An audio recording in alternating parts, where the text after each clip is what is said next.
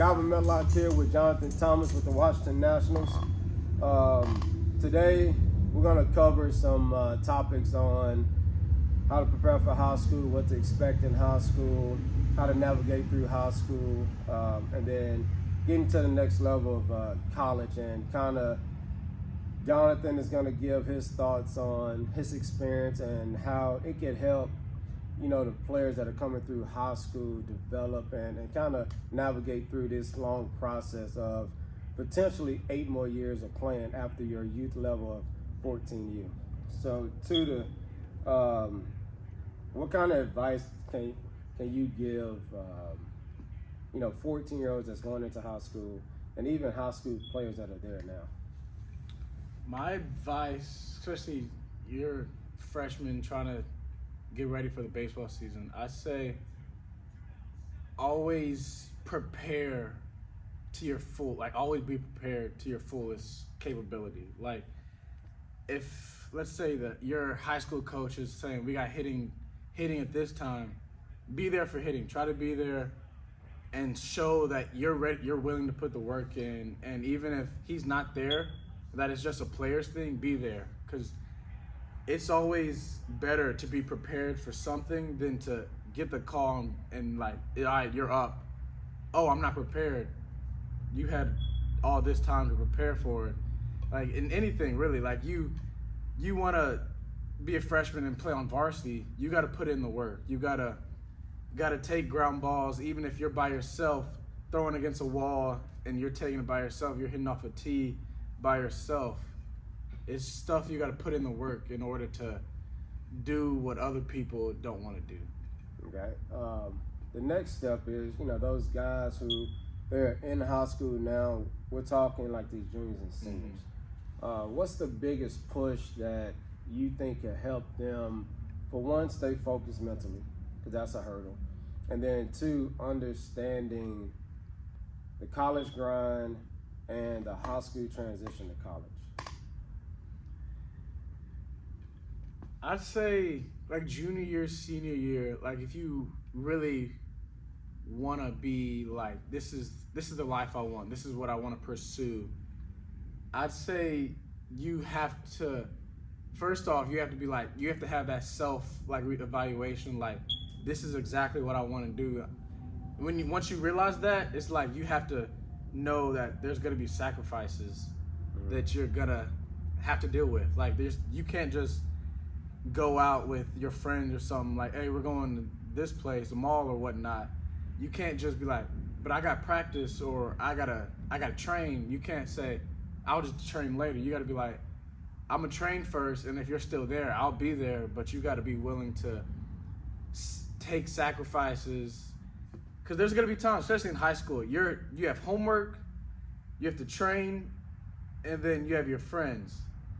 You gotta have to do homework. You gotta be good in class. That's the first thing that college coaches look at.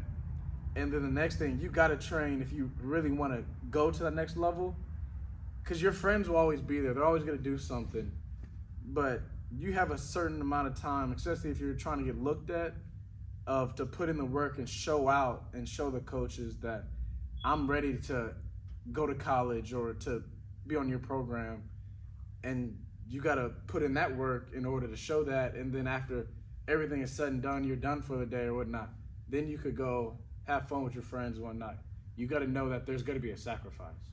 Okay. So once they go from high school to college, once they get into college, how is that experience and how is that, does it change a lot once you get to high school, to work ethic, or is it something that you just have to be a little bit more disciplined, because it's a lot more temptations there than high school, of course? But what is the biggest takeaway that you can take when we're using college that a lot of players miss? I say a lot of people miss is, like I said, there always something's gonna come up. There's gonna be things, the sacrifice, again, even more in college. Yeah. Because there's gonna be, I got 8 a.m. class, I'm tired, I can take a nap, I got a period from 10 a.m. to 12. Am I gonna go hit in that time period? or it's I had an 8 a.m. class, I'm gonna go take a nap, where I couldn't do that in high school, and I got this free time where I could take a nap, or you could go to the field, get a couple swings in, and you're good. It's all about, especially college. There's even more sacrifices you have. There's even more temptation in college, where there's college parties that you're experiencing for the first time that could get you in trouble, and then there's this free time that where you could be putting the work. You could go lift, you could go hit, take ground balls. There's things that you can do in order to get better, even if there's not a time allotted for, like, with the team or whatnot. Right. So basically what we're gathering is a few things that I preach to the kids within the program. For one is you want to stay disciplined. So a lot of this, sacrifices and discipline, that kind of runs the same course, right? For discipline for us, it's more so on the field, what coaches are asking you to do. I also think that transition to when we're trying to teach them discipline, we're also trying to teach them about, the way of life, and sacrificing. That's a lot.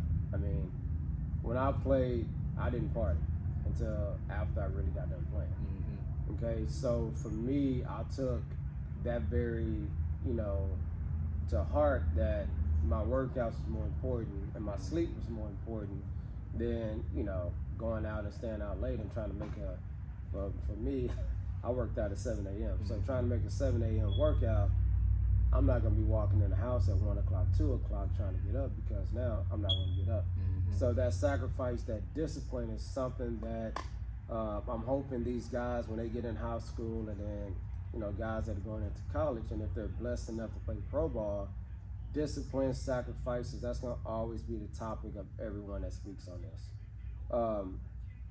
Let's talk about teammates.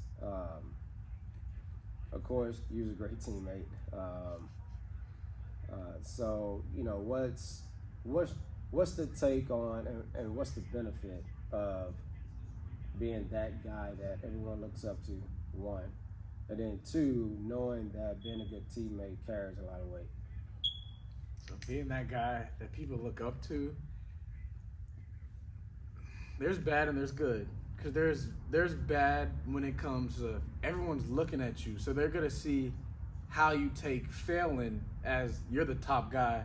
Like, you strike out 3 times in a game or something, they're looking at you like, oh, what's he gonna do? Is he gonna slam his helmet? Like, because you're the guy that they say, you're the guy.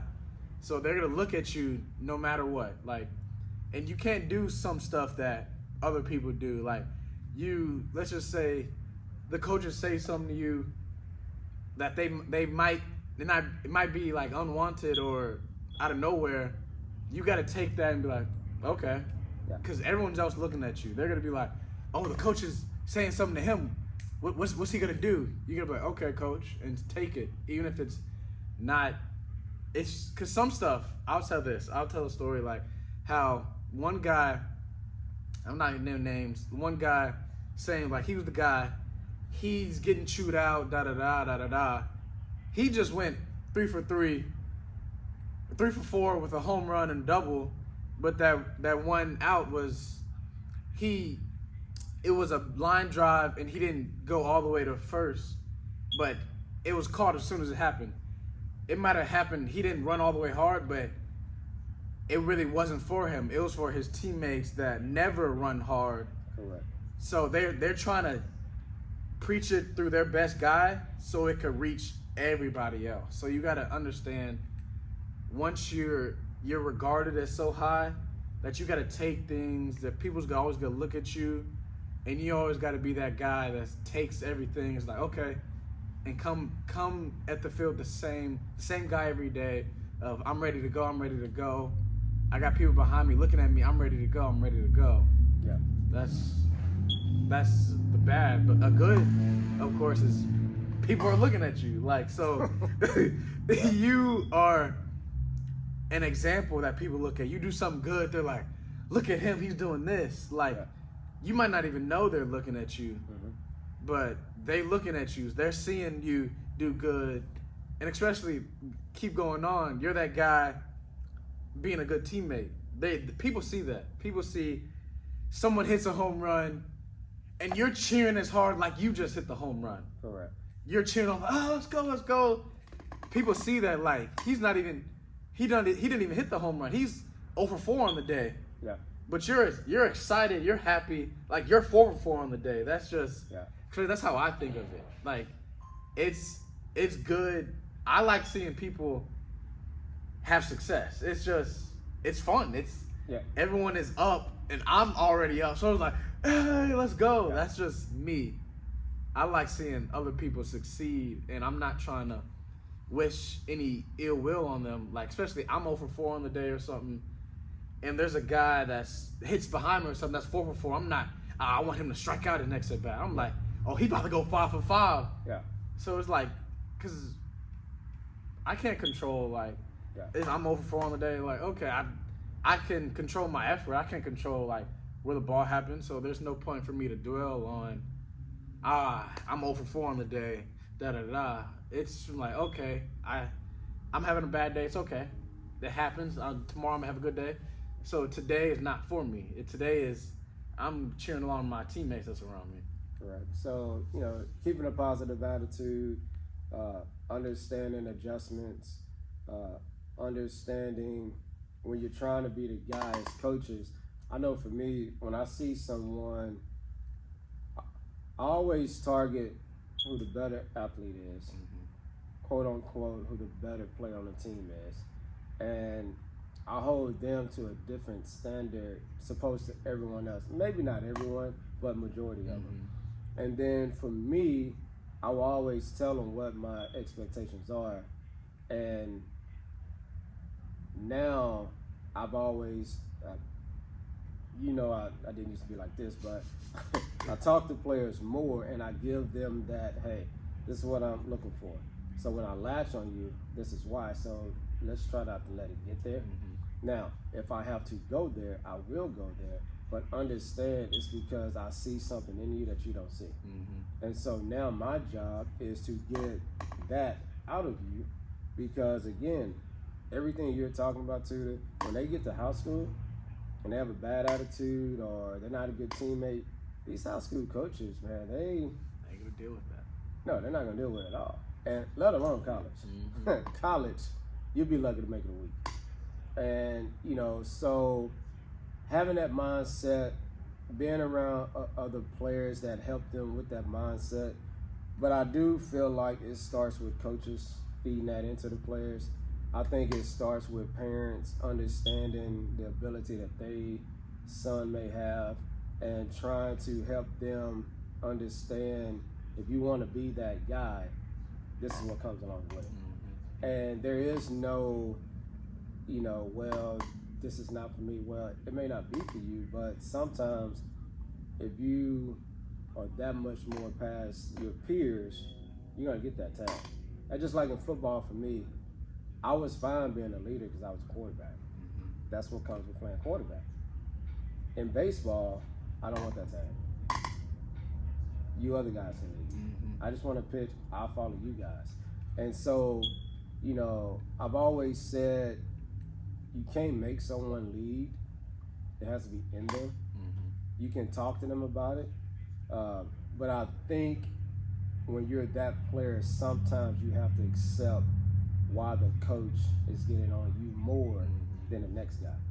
Because as they always say, when that coach stops talking, you're in trouble.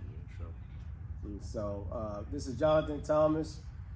We talked about a few things from the high school, college, being a good teammate, attitude-wise.